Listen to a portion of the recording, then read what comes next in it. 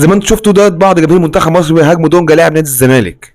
طبعا انا كاهلاوي انا ما بحبش دونجا، وكتير كل الاهلاويه ما بيحبوش دونجا، يعني 70 90% منهم ما بيحبوش الراجل ده، راجل مستفز وراجل. انا بعد الماتش احتفل عادي لكن ما تستفزش جمهور الاخر، يعني ده من ضمن يعني اللي خلى الجمهور يشتمك. فرساله مني يا دونجا، يعني لو قريتها انا وكتير من الاهلاويه نفس الرساله، حبب الناس فيك، لان الجمهور لو عايز يبطلك كوره هيبطلك كوره.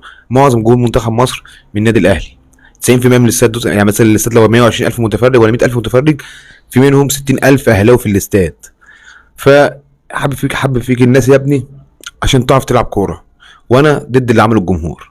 لما نيجي نقول في الزمالك او بعض الزملكاويه او في الزمالك نفسه، نادي الزمالك نفسه، اقول لهم مش فيهم. شوف الفيديو ده.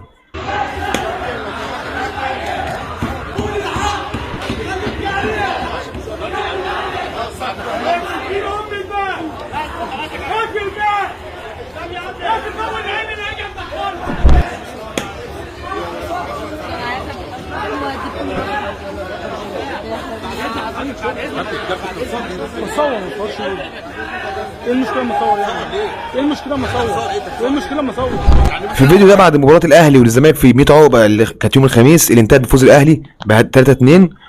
الاهلي كسب الزمالك 3-2 في 100 عقبه. بعد المباراه بيحتفلوا، الامن بتاع نادي الزمالك رفض اللي هم يحتفلوا او يقفلوا باب الاوضه عليهم، وزي ما انتم برضه في شويه شتايم كده في التصوير، مش عارف ليه، ومتعصبين. يا عم يحتفلوا عادي، هو غلط، حد غلط في نادي الزمالك جوه نادي الزمالك، لو غلط جوه نادي الزمالك اعمل اللي انت عاوزه.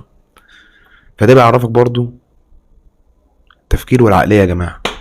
ايجاريا اللاعب الانجليزي يرفض التوقيع على نادي الزمالك، وحاجات تانية او اخبار تانية بتقول لك لا الزمالك هو اللي رفض اللعيب.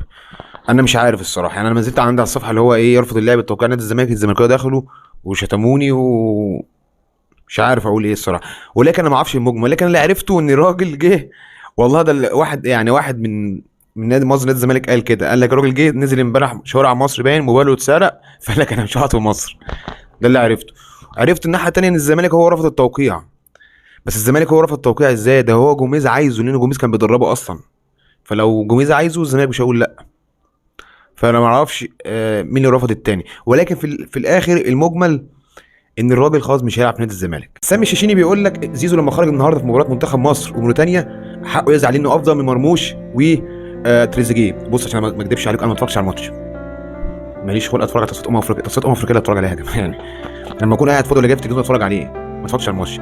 ولكن زيزو افضل من عمر مرموش وتريزيجيه في الماتش. يزعل لو هو افضل منهم فعلا، يعني عشان ما نجيش نقعد بقى ايه ده زيزو والزمالك، لا من هاجي على الزمالك. يزعل لو هو كان افضل منهم في الماتش. انا ما شفتش الماتش مين اللي كان افضل ومين اللي كان وحش، انا عارف ان مصر كسبت 2-0 تمام. ولكن في المجمل لو ده راي سامي الشيشيني بقى ان زيزو افضل في المجمل من تريزيجيه ومرموش، لا بقى هنا نقف بقى ونتكلم، هنا نقف نتكلم حاجه بالعقل. تريزيجيه ومرموش ايه اللي زيزو افضل منهم؟ انت هتهرج يا سامي الشيشيني؟ انا بتكلم في المجمل. ولكن في الماتش لو هو كان افضل منهم وطلع، لا حقه يزعل، حقه يزعل. خلينا نقول لنا واللي علينا بمرضي الله والله. فده كان تصريح سامي الشيشيني، الناس كلها منزله تصريح، ولكن انا ما اعرفش التصريح ده كان في الماتش ولا في المجمل. لو في المجمل يبقى بيهرب، لو في الماتش وهو كان افضل منهم لا، ليه حق يزعل.